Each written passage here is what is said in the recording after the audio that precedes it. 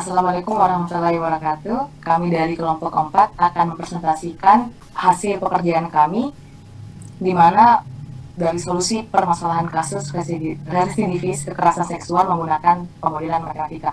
Nah, adapun anggota dari kelompok 4 yaitu ada Nurul Hairani, Handayani Amase, Taufik Hidayat, Alia Hairunisa, dan saya sendiri Winnie Griffin.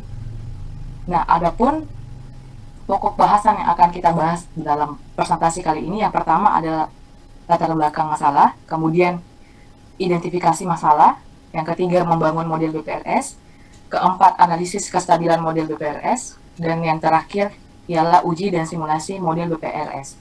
Nah, untuk latar belakang masalah itu akan dijelaskan oleh saudari Alia Hairunisa. Kepada saudari Alia, dipersilahkan. Baiklah, terima kasih atas kesempatan yang diberikan. Saya akan mempresentasikan latar belakang masalah. Latar belakang masalah. Masa pandemi COVID-19, kekerasan seksual meningkat sebanyak 30% pada tahun 2020. Semakin meningkat lagi di tahun 2021 sebanyak 55% kasus kekerasan seksual. Komnas Perempuan 2021. Kekerasan seksual berdampak buruk bagi korban, menyebabkan depresi, gangguan kejiwaan, hingga bunuh diri. Peraturan Perundang-undangan Nomor 70 Tahun 2020 memuat pidana tambahan berupa kebiri kimia. Namun Ikatan Dokter Indonesia (IDI) menolak jadi eksekutor sebab bertentangan dengan kode etik, berakibat timbulnya kekhawatiran berupa residivis. Perlunya adanya rehabilitasi terhadap pelaku guna meminimalisasi residivis kekerasan seksual. Baiklah, selanjutnya identifikasi masalah, membangun asumsi-asumsi.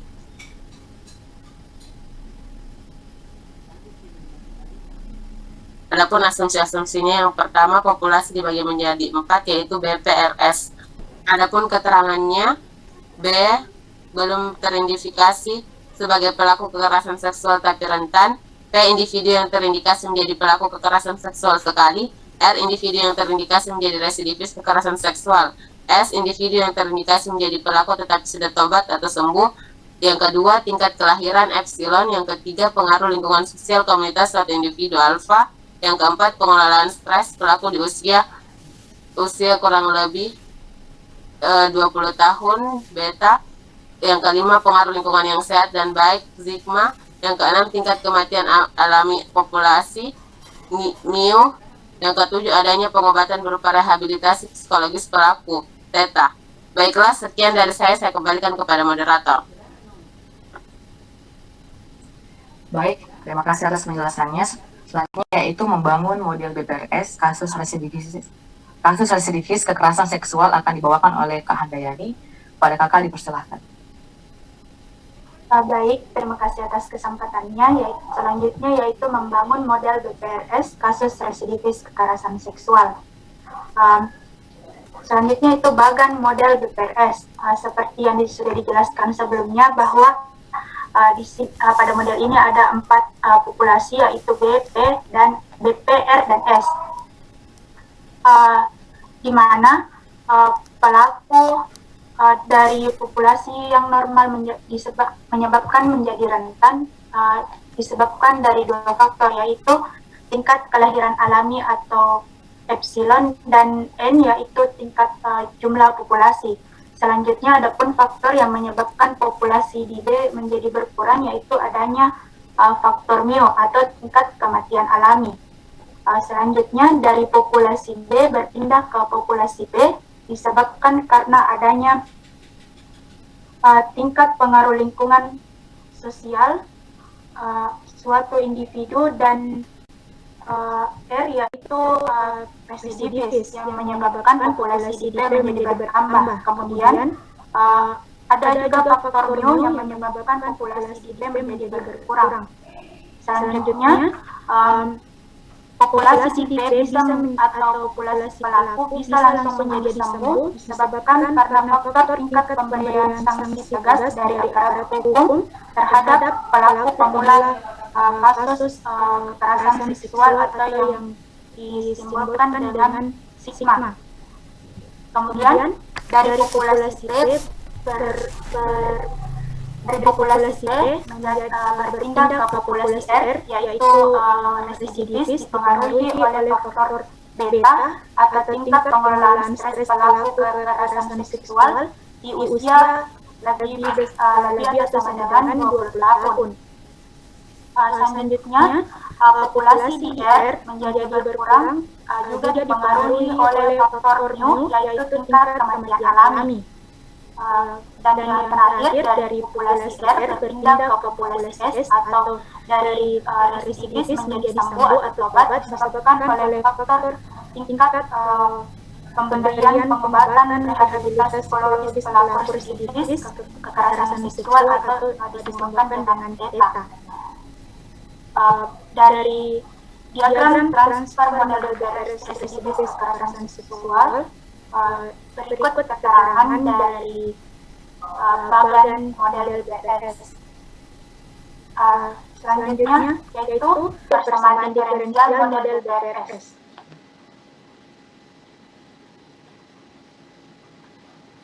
Persamaan diferensial model BPRS berdasarkan gambar 1 atau pada diagram transfer model BPRS tadi diperoleh model persamaan 1, 2, 3, dan 4, yaitu di mana do B sama dengan epsilon dikali N dikurang alpha dikali R dikali D dikurang mu dikali B.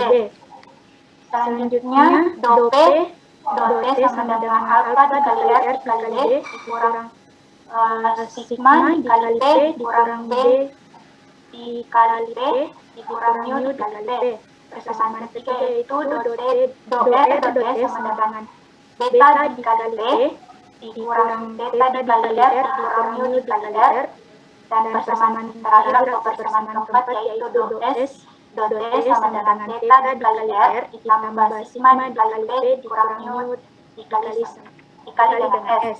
Kemudian pada model pada persamaan 1 sampai 4 dapat dinormalisasikan membagi setiap persamaan dengan N, yang mana dimisalkan D sama dengan D per N, B sama dengan D per N, R sama dengan R per N, S sama dengan S per N.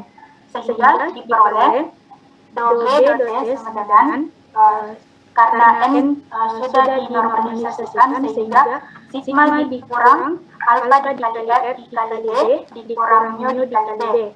Untuk persamaan kedua berubah menjadi do P sama dengan alpha dikali R dikali D dikurang sigma dikali P dikurang beta dikali P dikurang mu dikali B. Selanjutnya do R sama dengan beta dikali P dikurang beta dikali R dikurang mu dikali R. Dan persamaan terakhir do S sama dengan sigma dikali R ditambah sigma dikali S dikurang mu dikali S. Mungkin sekian dari saya kembalikan kepada Raka.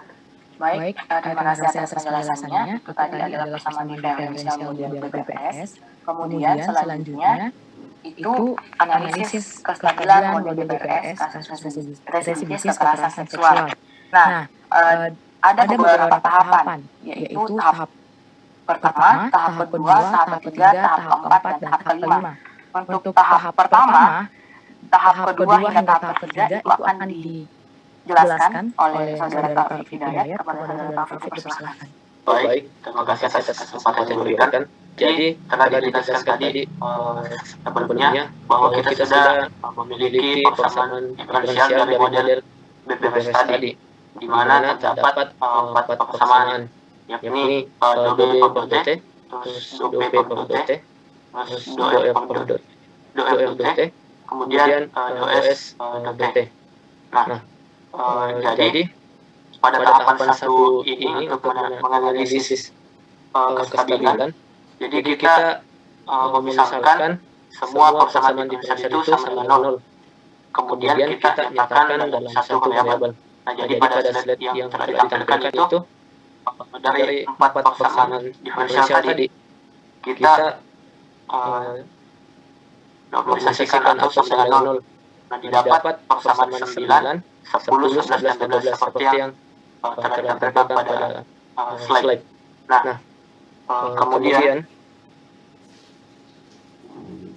itu kita nyatakan dalam satu variabel. Nah, itu penjelasannya pada slide juga yang sebelah kanan. Nah, dari persamaan diferensial tadi, persamaan yang sudah kita nyatakan sama dengan 0, yakni persamaan 9 sampai 12, itu kita nyatakan dalam satu variabel sehingga kita mendapatkan nilai B itu sama dengan epsilon per alfa dikali R ditambah mu, kemudian P sama dengan alfa dikali R dikali B per omega ditambah beta ditambah mu, kemudian R itu sama dengan beta dikali P dibagi theta ditambah mu, kemudian S itu sama dengan theta dikali R ditambah omega dikali P, kemudian dibagi dengan mu. Nah, itu untuk tahap pertama. Lanjut.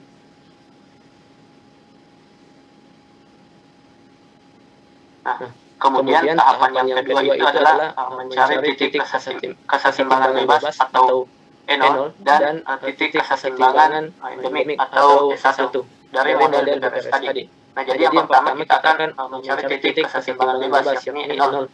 Nah, setelah kita menyatakan persamaan sebelumnya itu ke dalam satu variabel pada slide yang telah ditayangkan itu yang sebelah kiri. Nah, kemudian titik kesetimbangan bebas atau E0 itu kita bisa peroleh atau terjadi jika R-nya itu sama 0. Nah, jadi dari keempat persamaan tadi itu kita substitusikan R-nya sama 0 sehingga didapat B itu sama hasil akhirnya adalah epsilon dibagi mu, kemudian B-nya itu sama dengan 0, R-nya sama dengan 0, dan S-nya sama dengan 0. Nah, jadi diperoleh titik kesetimbangan bebas residivis yang dinotasikan dengan E0.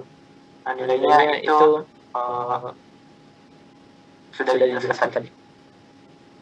Nah, kemudian lanjut. Nah, masih pada tahap yang sama, karena tadi sudah didapatkan nilai dari titik kesetimbangan bebas atau E0, kemudian kita akan mencari titik kesetimbangan endemik atau S1. Nah, di sini kita menggunakan software level 18. Nah, itu titik kesetimbangan endemik atau S1 itu terjadi jika R-nya tidak sama dengan 0. Nah, dengan menggunakan mapper tadi itu didapatkan titik kesetimbangan bebas atau S1 dinotasikan dengan B bintang. Itu hasilnya pada slide yang telah ditampilkan. Jadi, titik kesetimbangan endemik itu dinotasikan sebagai S1 di mana elemennya adalah B bintang, kemudian P bintang, F bintang, dan S bintang. Nah, untuk hasil akhirnya itu mungkin teman-teman bisa lihat pada slide yang telah ditampilkan. Lanjut.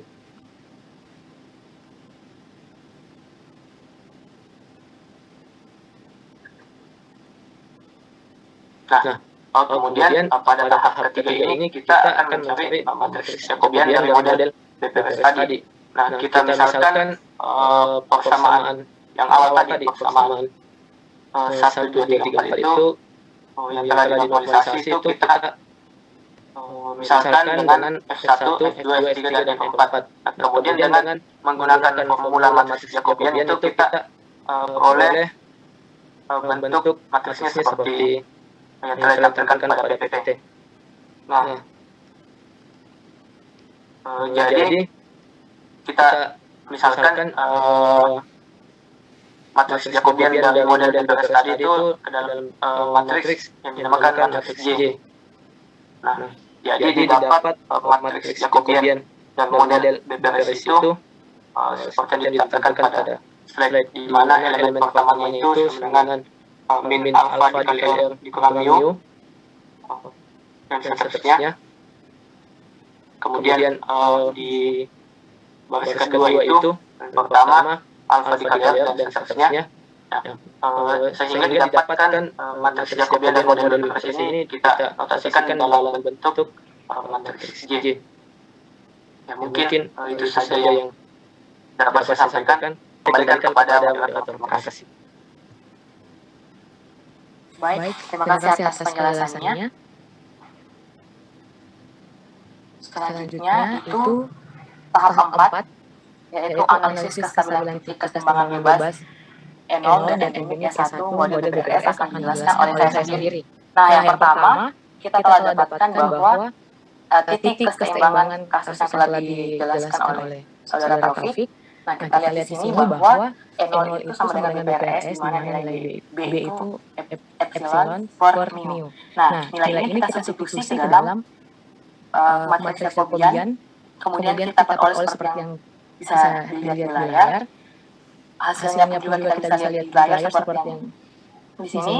Kita telah mendapatkan matriks Jacobian modulo BPRS di sekitar 0. Nah, kemudian kita mencari nilai eigen dari matriks Jacobian ini menggunakan nilai. Nah, sehingga kita peroleh lambda 1 sama dengan negatif mu kurang dari 0, lambda 2 sama dengan negatif mu kurang dari 0.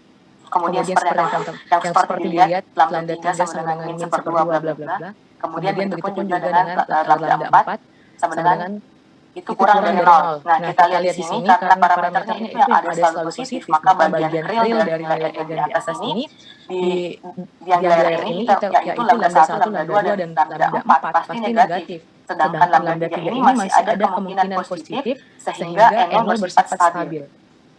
Nah, selanjutnya setelah kita menganalisis titik keseimbangan kasus bebas, selanjutnya yaitu endemik. Nah, kita lihat di sini. Jadi kita substitusi nilai titik keseimbangan endemik yang telah dijelaskan oleh saudara Taufik seperti yang bisa dilihat di sini. Nah, kemudian kita substitusi ke matriks Jacobian sehingga kita peroleh seperti yang bisa kita lihat di layar ini. Sama dengan seperti cara tadi, kita mencari nilai eigennya sehingga kita mendapatkan nilai lambda 1, lambda 2, lambda 3 dan lambda 4 seperti yang kita bisa lihat. Nah, di sini juga kita lihat bahwa lambda 1, lambda 3, lambda 4 ini kurang dari 0.